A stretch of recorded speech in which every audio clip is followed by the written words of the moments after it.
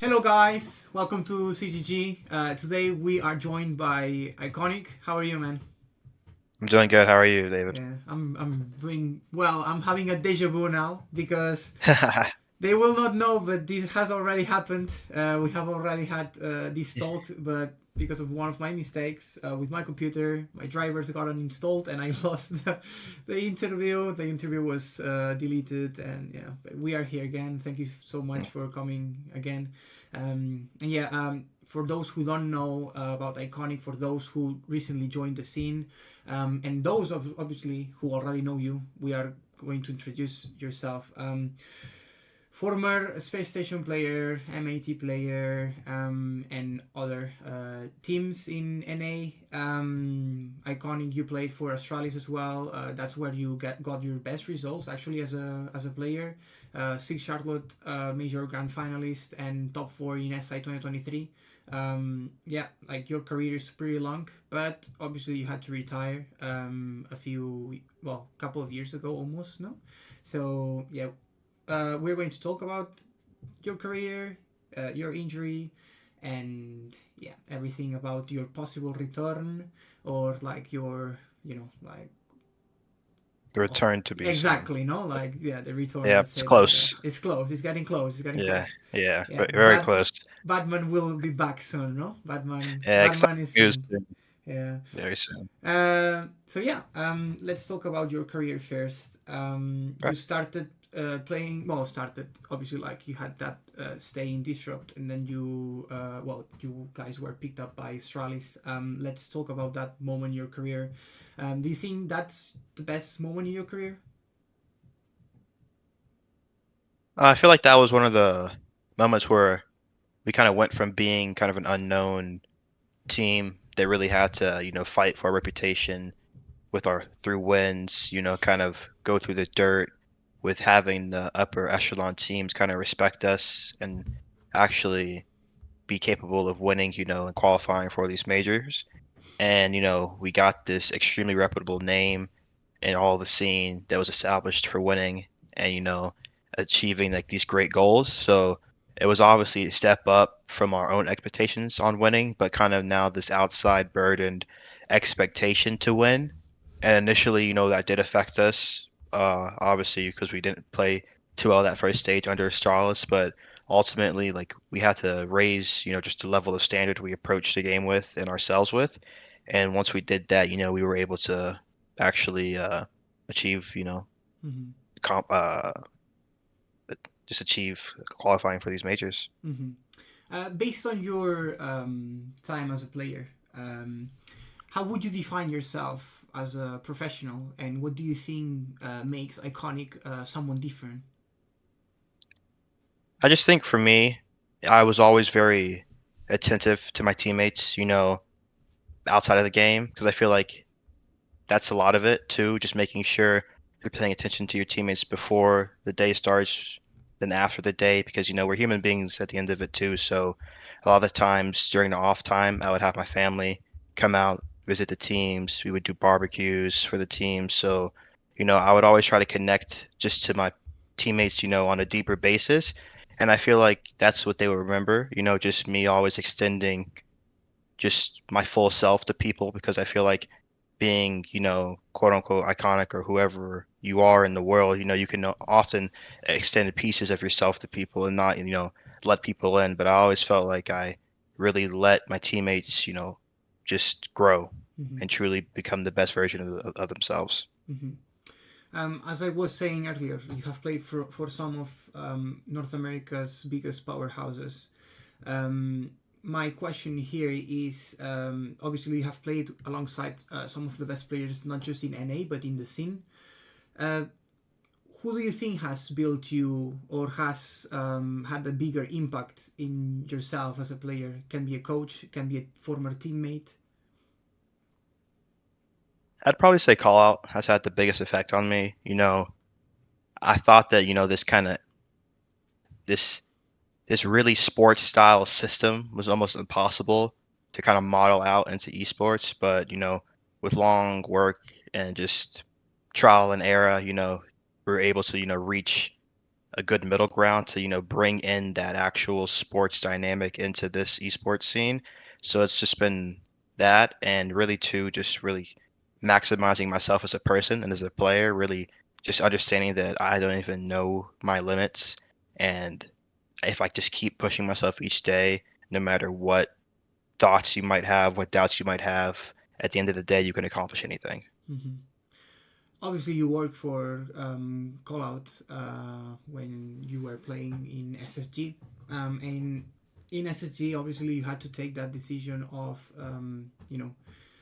retiring, at least like temporarily, because of your Yeah. wrist injury. Um, when did the pain start? The pain started in Atlanta.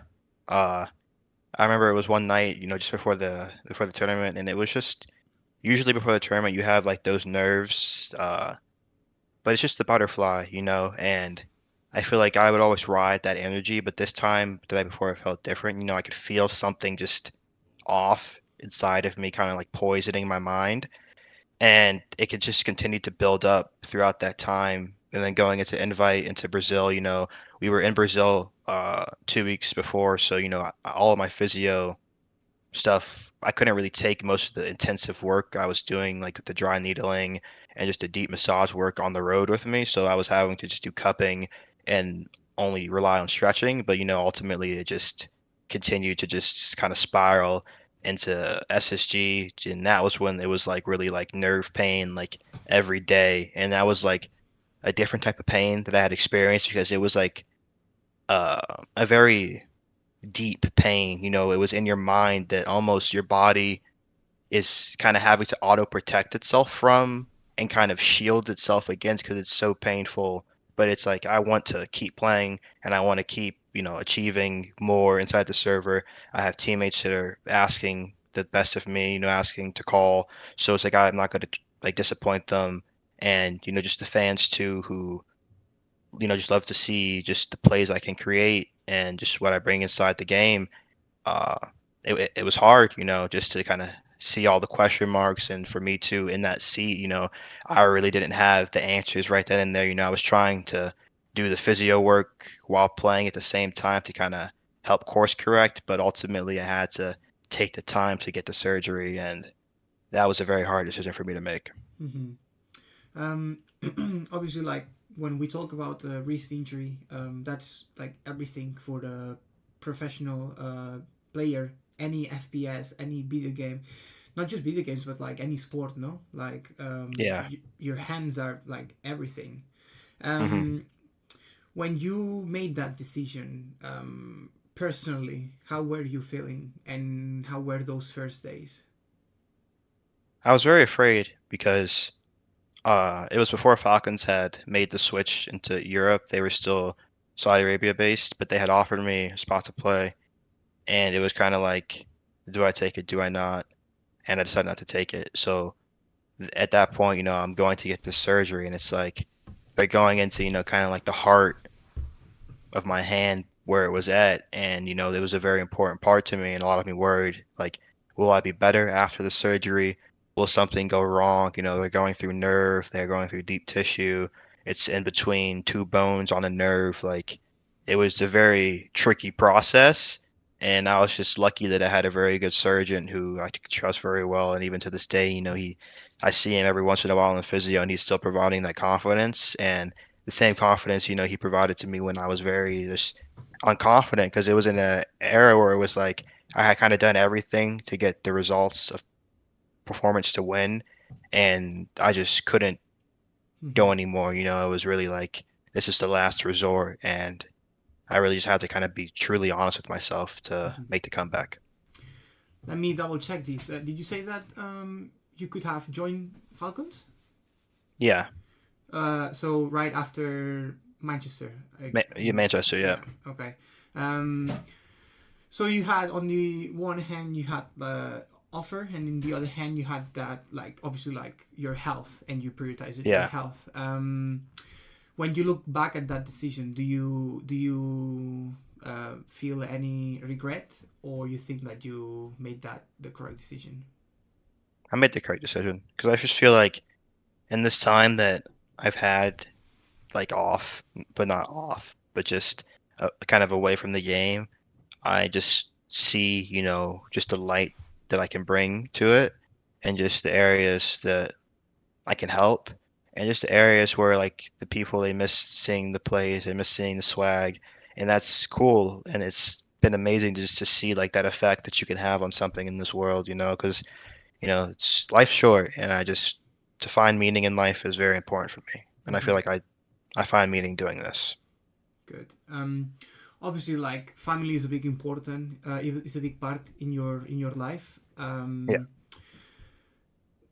Logically, your family knew about your wrist injury while you were playing, and obviously your teammates and your coach knew about it as well. So were they worried? What what would they say to you, especially your family? Because obviously, like your teammates can support you and can worry about you, no? But like your family is who they like actually like loves you and wants the best for you. So, um, how was like that part of your life, no? Like that environment. Uh, I feel like some time it was strained because I was just so confused with just what was happening to my hand. So like I feel like it kind of like I internalized a lot. I wasn't really projecting how I felt. I was more or less caught in a loop of just kind of trying to solve what was happening to myself. But once I began to, open up, because I didn't really want to speak to my teammates about it because then my teammates will start to lose confidence in me. But then I was kind of afraid to speak to my parents about it because then it would be a real kind of thing. Because before it was just this huge worry, this huge weight that was building up, and I could feel building up. I didn't know, what's in my hand causing all of this pain. Like I didn't know if it was my shoulder. So just once I actually fully opened up and, told them, just like my hands burned out, like I was actually able to find the right doctors, find the right surgeon, get the surgery, go through recovery, and even in recovery, finding, that way to keep going. Mm-hmm. Good. Um, Uh, honestly, like when I think about like the wrist injury, obviously like it stops you from doing what you truly love, and that's hard alone, no. But I want to know about what you did to stay connected to the game during your retirement, no? Because like when Yeah. someone in your position retires, they do it first of all against their willingness, no? Because you want to continue playing, but you cannot. Hmm. But you have to look for other options to like stay connected or to like improve, no? Or like Hmm. to keep up with the rest, no? Yeah. So Yeah. what have you been doing other than streaming? Have you been, I don't know, like trying to improve your no, I don't know, like in terms of tactics, or have you been trying, watching a lot of more than like pro league games, or what have you been doing? In terms of like right after the surgery, I tried to co-stream a lot, but then I felt like I was almost forcing it, like just forcing because I had built this tolerance to withstand the pain playing the game for so long. I had to take a break from like just being at the game. And once I kind of got over that, I was actually able to start watching tournaments again, get back into the tournaments. And then recently, since I've been able to play again, I've been streaming again more frequently, like with a team. And then coming up to, there's going to be I'm not going to say anything right now, but there's going to be an exciting announcement coming up, so I'll be very close to returning. So it's Ooh. almost there. Yeah, it's Oh, almost there. you have now I'm intrigued. Now I I'm know. very intrigued. Okay, Very, okay, it's that's cool. very intriguing. It's That's very very cool. intriguing stuff. That's very cool. That's So very it's cool. it's just something I've had to scale with patience, and I'm just when my body's ready, I'll be back That's good. That's at the end very of the good to day. hear. That's very good to hear. Yeah, obviously, like, I knew about your streaming, and obviously, like, you want to be a player, because you are really good at playing Rainbow Six. But did the idea of becoming a coach cross your mind at some point? Of course it did. The idea of doing a lot of other things crossed my mind too, but at the end of the day, I feel like I have an option right now, and I chose to, kind of stick out through the pain, stick out through just all of this kind of hardship, and just see what will come from it. And I Mm-hmm. feel like just the person that I'm becoming each day, I enjoy it, and the people enjoy it. And I didn't fully answer this to your last point, but what I've Mm. been doing more too, it's like I casted the DreamHack tournament, Yeah, yeah, and that was sure. really nice to just meet a lot of, T2 players in a more like intimate sense because I can give just more knowledge to them. So I feel like that was really cool just to see kind of my impact in that sense that, just being more than a player, you could be just a person to these people too, Hmm. just to anyone, honestly. And I also to Inspire Brands. They own Sonic, Dunkin' Donuts, Buffalo Wild Wings, Jimmy John's. They they had me come in and speak for Black History Month, just about gaming and just aspiring gamers, just what they should be doing, what my story looked like, and Hmm. so I've found just ways to reconnect just to life in bigger ways than just my profession.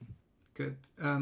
If we don't talk about, let's not talk about video games now, okay? Um, since because Manchester was May 2024, I think. It's been like almost 2 years. What has been David been doing during the last 2 years outside of Rainbow Six Siege?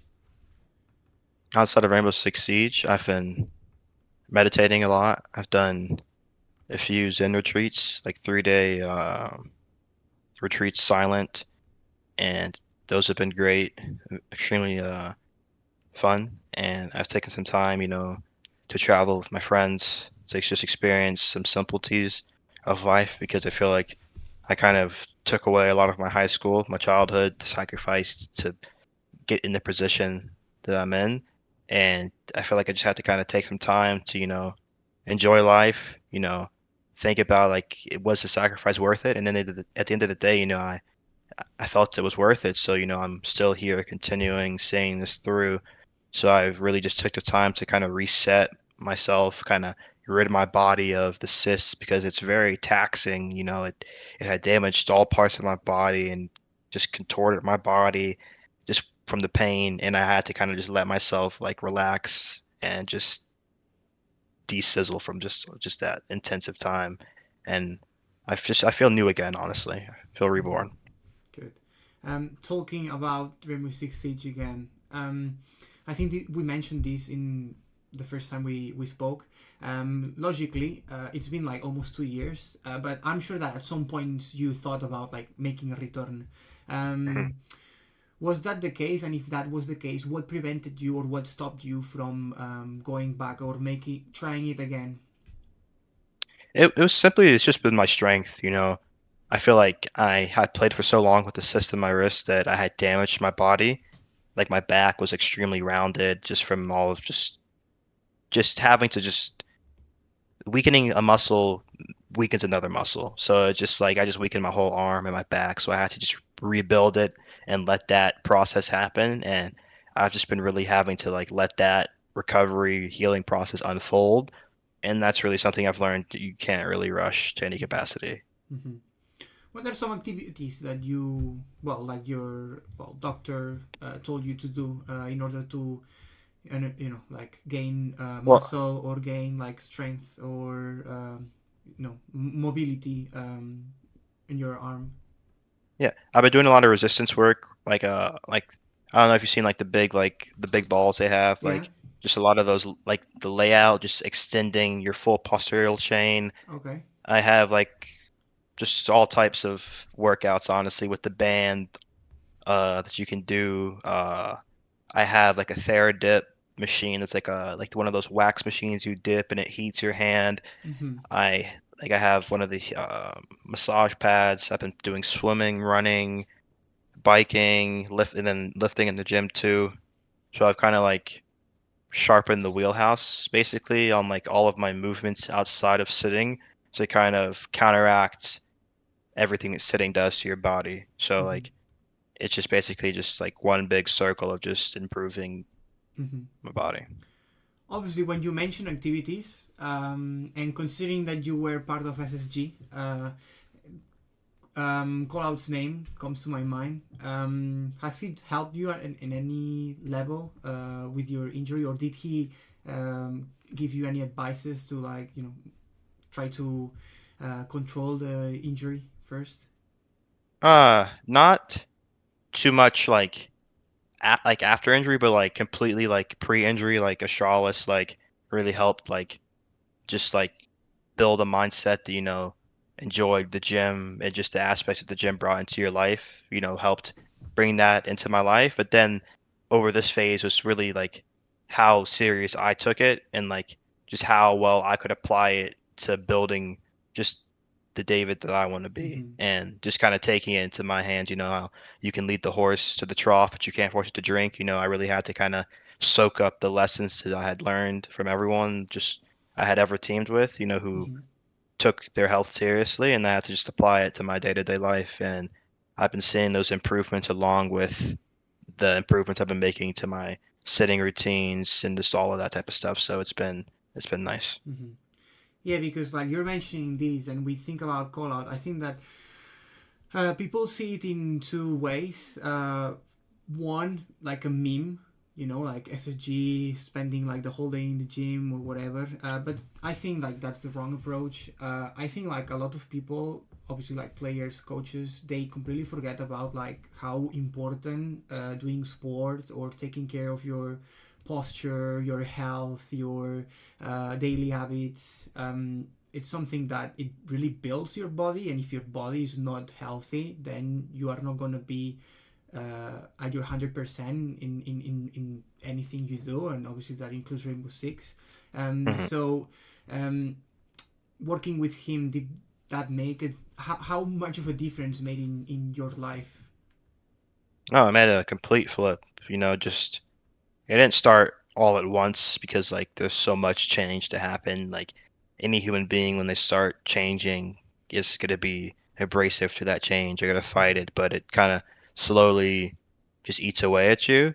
And it's just one of those things. It's just a better lifestyle. It just everything relaxes you from just that complete goal of winning because you're just like if you're showing up into the day, getting a win in the gym, the win in the server later on feels a lot easier. Mm-hmm. So it's just all a mental game. Yeah, I agree with that. Especially like I've been starting going to the gym more often and running and everything, and the difference is massive. Honestly, like Yeah. that brain fog that you may have, it just completely vanishes, Yep. and it's something that people should really like take into account with everything, not just like video games, but if you have a like 9 to 5 job where you sit down like the whole day, you just like should know some stretching or Hmm. yeah, whatever, like try to keep your body healthy, because when you are 60 or 70, yeah, that makes a huge difference, and not just like looking at the future but like the present as well. So yeah, Yeah, because the it's present good. is the future. Like Exactly. if you don't add it in today, it'll be some day where you're gonna have to Mm-hmm. add it in, and it Mm-hmm. might be that too late that It day. it may sound boring, but it really is like what it really like builds Yeah. you for the future and the present. So yeah, Hmm. it's good. Yeah, I'm glad that your arm is doing way better, and I'm really excited to know like what your next chapter is going to be. Obviously, like when the interview is done, I will ask you about it because I'm very curious. But yeah, I'm glad that you're doing well. Talking about the Like, future.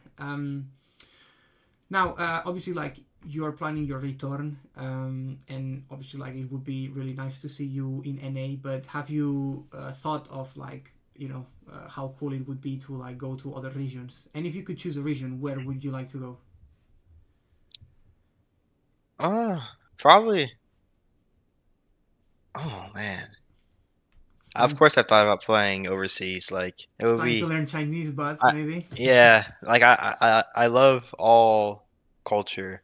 Mm-hmm. And I feel like that's just been one of the things that I loved about Siege, that it connects everyone from everywhere, no matter like what language you speak, where you're from, like you can love this game.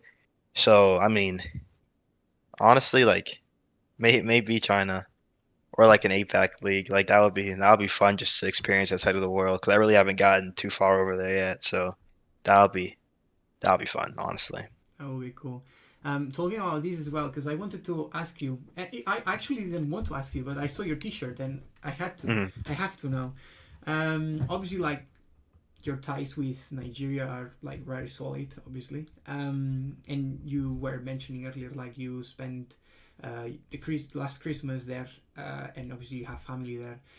Now in November, just like 6 months, 8 months actually, yeah. We will have the Esports Nations Cup. Would you like to represent your country there? And is that even possible? Because I'm not sure if Nigeria would have a team, or it's like very complicated. I actually just got a message from someone trying to build it, but unfortunately, like with my American passport, like I didn't put my middle name filled like spelled out.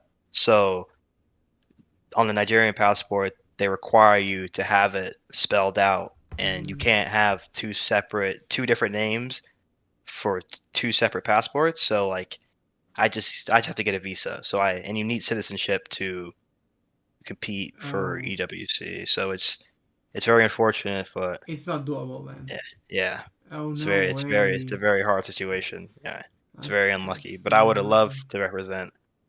That's very unlucky. Yeah, it would have been so cool. What is your idea Yeah. about the Esports Nations Cup though? Like, because the Well, plans I look think it's very amazing. ambitious. Sorry. I think it's amazing. Mm-hmm. I think gaming needs to be in the Olympics. I'll say this now, but I think it would be really cool if you saw like each game, just all I have to do is add like CS:GO, Rainbow Six Siege, Fortnite, like into the Olympic Games and give out medals because I feel like that would be really cool just for the world because I feel like it's that big honestly for these nations and I feel like it would just be nice. I mean, EWC doing it is a good step in the right direction, so I'm excited to see what they do. Mm-hmm. Yeah, it's gonna be cool, right? Because I think Brazil is gonna take that. I mean, Yeah, uh, what they have there is incredible, especially with Face, Team Liquid, yeah. Furia. I mean, you could make, I don't know, you could have like Brazil 1, Brazil 2, and Brazil 3, and they could probably like take gold, silver, and bronze. But no, we have the United States. No, the United States is Yeah, gonna it's gonna put up a big fight as well. with the country on the line, we always Yeah, will show out. yeah. To connect this with the next part of the interview, what team would you assemble for Team USA? Team USA stomping in J9. Mm-hmm. Outgo Bay. Mm-hmm. That's a good shout. Am I on the team? It's your team. You Yeah. can be Okay. there. Me. And then we need to.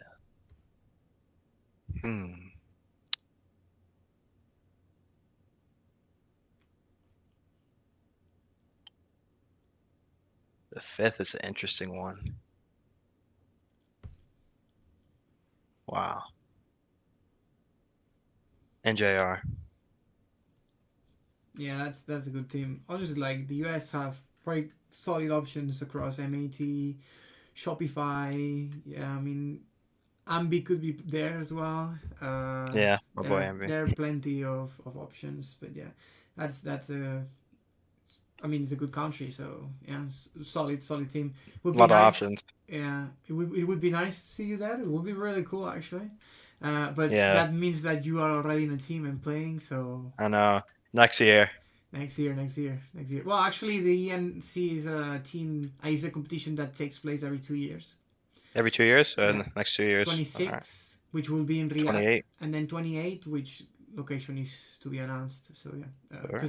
All right. that's actually going to like going to go to other places. The EWC stays in Riyadh, so That's nice. that's how it works. Yeah, it's nice, and the competition is gonna have like 22 teams or like 24 even. I don't think so. It's gonna be like lots of nations involved, so it's gonna be cool. Sure. Talking about the North America League, the North America League is about to start. We are not going to see you involved there, right? Not yet, unfortunately, but Not soon. yet. Not yet, but soon. Okay, that's a good one. Okay, so we will have Dark Zero, 100 Thieves, MAT, SSG, Shopify Rebellion, Cloud9, Wildcard, And we will have, I think, well, 5 years we will have them, and then we will have. Dev's team was acquired by Outlast, I think. I just saw, or picked up, I think, by Outlast, and I'm missing one right now. The In Control. Yeah, that's the one that got picked up by Outlast. Mm-hmm. And the one I'm missing out is Foot Locker's Finest. That's it. Mm-hmm. What do you think about the format? First of all, before answering, I'm going to explain the format very quickly. So the format of the kickoff for NA, South America, and Europe, and MENA, of course, is basically the 10 teams have been divided into two groups of 5 teams each. I don't know how the teams have been spread. I guess like based on last year's seedings, with one team from the Challenger Series in each group. Sorry, and it's gonna be like a single round robin league in each group. And the first seed, it's best of 1 games, by the way. The first seed is gonna go straight to the upper bracket semifinals, and if they win their best of 3, they're gonna qualify for Salt Lake City. Seeds 2 and 3 are gonna be in the upper bracket, but like the first round, and then the 4th seed is gonna be is going to start from the lower bracket. So I think it's a very interesting format, very quickly done, like very any mistake is gonna be like highly punished, because if you lose in the group stage, that actually means that maybe you have to play 2 best of 3s instead of 1 best of 3 only. So yeah, like what are your opinions about this format? Do you think it's a good way to start the year, or do you think they should have made any other changes? Yeah, it just gives the teams, less room for error. A lot of the time, like in the group stage, you have a little bit of error, mistake to, kind of make that mistake, to have the time before playoffs to fine tune it. But with these days kind of stacked back to backs, with the weeks kind of running back to back, it's very quick input games. So it's going to be just the teams that have kind of a consolidation of the best map pools and just can kind of stay liquid with their strategy. Yeah, because it's a very fast-paced tournament where, like, Yeah. I think like they will have 3 play days in a row. So I think we will have like 3 days between. So first one is April 1, second play day is April 2, third play day is April 3, and then like April 9 and April 10. So it's just gonna be like 2 weeks of group stage, and then it's gonna be the playoffs. With everything at stake, so it's going to be very interesting to see. Talking about the groups, I think the coolest group is Group A, because we will have 100 Thieves. 100 Thieves are in Rainbow Six Siege. Yeah, it was announced in Paris during SI 2026. But yeah, we now know the team, and I think the team is crazy. Do you think 100 Thieves have what it takes to take over NA? I think that's a question for them, but I feel like they do have the people, the talent. I love Gomez. I feel like he's got to have a nice year ahead of himself. I'm predicting that. I'm rooting for him, so I'm hoping they're honestly my dark horse. To kind of go big or go home. I mean, we're talking of a team with Atom. We're talking with Gomez, Pamazu, Spirits, and Yoga. Spirits and Panmazu are players who have won a major. Yoga, Gomez, very well experienced like players who have been playing together for years. And obviously like Atom, he's maybe not like he's like the less experienced player, but obviously like individually he's really, really strong player. And 100 Thieves looking very sharp, especially considering that other teams like SSG, they dropped their roster, and now the team that they have is a bit weaker. It was presented yesterday. What do you think about SSG's move? I don't really have any thoughts on it too much. Yeah. Yeah.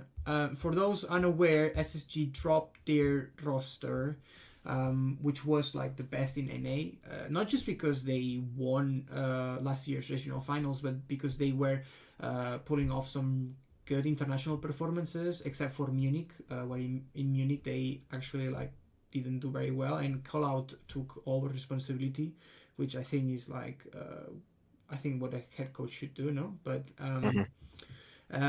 their roster has gone from like the most experienced core in the region maybe to like a promising roster, but that is like not what it used to be.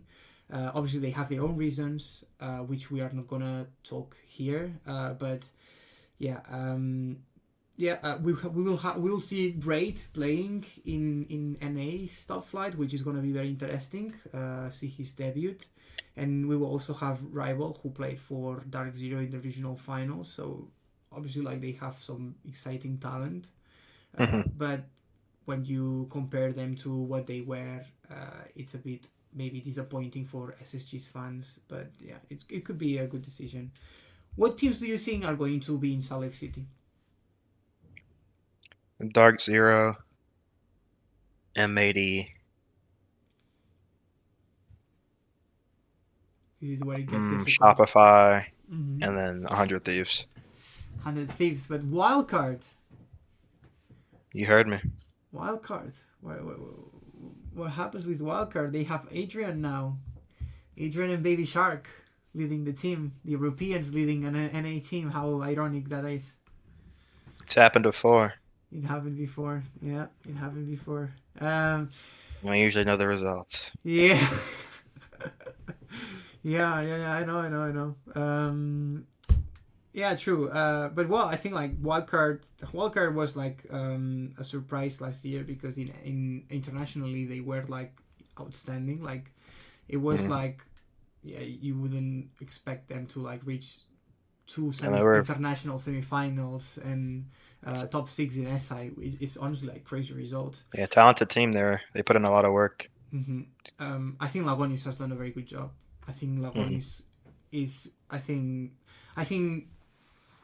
Lagonis will eventually leave Wildcard and he's gonna command someone in Brazil, like a big fish there. I think at some point because I honestly think that Lagonis, when he was a player, he was like a really good IGL, really good like understanding the game. Maybe not as a like shooter, but he was really talented in terms of like a leader, and he has proven that in Wildcard. Why do you think Wildcard is not gonna qualify for Salt Lake City? What do you think other teams have that Wildcard don't? I'm just thinking about just composition, just rosters, firepower, and then just close games. I'm just kind of going off of just the top of my head, really. But I just I have a feeling. I feel like Shopify, they're consistent. They have good talent. They're gonna be there. 100 Thieves is really like, that's probably like wildcard or 100 Thieves making it. But I feel like 100 Thieves, new org, hype. They're gonna be locked in. They're gonna have a good stage. Dark Zero, standard issue, and then M80. It's just another one standard issue. I don't see them really fumbling the ball. No, yeah, I completely see your view. Now, talking about the teams again, what do you think is the team that excites you the most in NA ahead of year 11? That excites me the most? Yeah.